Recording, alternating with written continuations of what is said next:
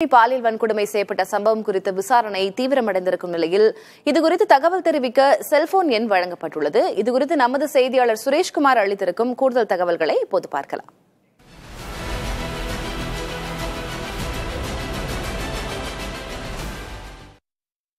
திருவள்ளூர் அருகே 8 வயது சிறுமி பாலியல் வன்கொடுமை செய்யப்பட்டு இன்றோடு 10 நாட்களாகியும் அந்த இளைஞரை எதிரியை பிடிக்க முடியாத நிலை இருக்கிறது.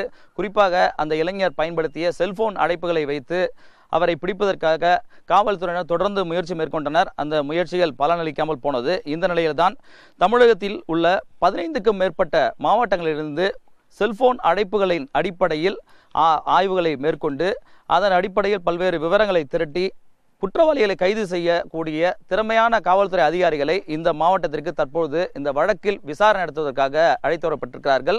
சந்தேக நபருடைய புகைப்படம், வீடியோ உள்ளிட்ட முழுமையான ஆதாரங்களை காவல்துறை வெளியிட்டு அது குறித்த விவரங்கள் தெரியும் பொதுமக்கள் ஒரு செல்போன் எண்ணில் தெரிவிக்கலாம் என ஒரு செல்போன் எண்ணையும் வழங்கியிருக்கிறார்கள். அதன் மூலியமாக தற்போது பொதுமக்களும் இந்த வழக்கு தொடர்பாக அவர்களுக்கு என்னென்ன தகவல் கிடைக்கிறதோ அதுவும் சந்தேக நபர் குறித்த விவரங்கள் ஏதாவது தெரியும் பட்சத்தில் அதனை காவல்துறைக்கு தெரிவிக்கும் மூலம் அவரை விரைந்து பிடிப்பது இந்த இது என்பது உருவாகி இருக்கிறது. சிசிடிவி காட்சியின் அடிப்படையில் தற்போது விசாரணை என்பது தொடர்ந்து நடைபெற்று வருகிறது.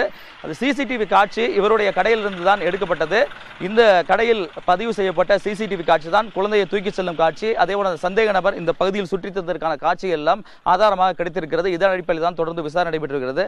அந்த சிசிடிவி காட்சி வைத்திருந்த அவருடைய அந்த கடையுடைய உரிமையாளர் நம்மோடு இருக்கார். அந்த உங்க கடையிலிருந்து எடுக்கப்பட்டது தான் அந்த சிசிடிவி காட்சி. அந்த கேமரா எப்போ நீங்க இன்ஸ்டால் பண்ணீங்க? இந்த சம்பவம் எவ்வளவு நாளுக்கு அது நடந்திருக்கு?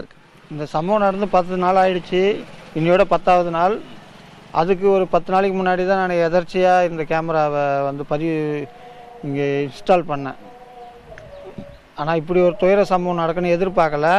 ஆனால் நடந்துருச்சு. ஆனால் எப்படி சொல்கிறது, இதில் இருக்க புகைப்படத்தை இன்றைக்கி காவல்துறை வெளியிட்டிருக்காங்க.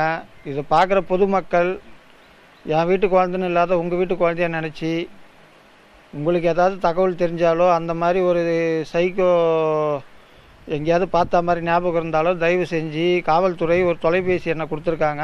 அந்த தொலைபேசி எண்ணுக்கு தொடர்பு கொண்டு தயவு செஞ்சு உங்களுக்கு தெரிஞ்ச தகவலோ சொல்லுங்கள். உங்கள் வீட்டு குழந்தைய நினச்சி சத்தியமாக சொல்லுங்கள் ப்ளீஸ்.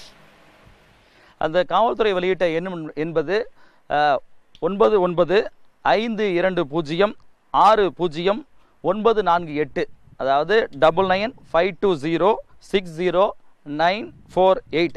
இந்த எண்ணில் தான் அந்த சந்தேக நபர் குறித்த தகவலை தெரிவிக்கலாம் என காவல்துறை தெரிவித்திருக்கிறார்கள். வழக்கில் தற்போது போலீசார் வெளியிட்டிருக்கக்கூடிய சிசிடிவி காட்சி மற்றும் புகைப்படங்களின் அடிப்படையில் அந்த சந்தேக நபரை இன்னும் கூடுதலாக நெருங்குவதற்கான வாய்ப்பு இருக்கிறது. புதிய தலைமுறைக்காக ஒளிப்பதிவு முரளியுடன் சுரேஷ்குமார்.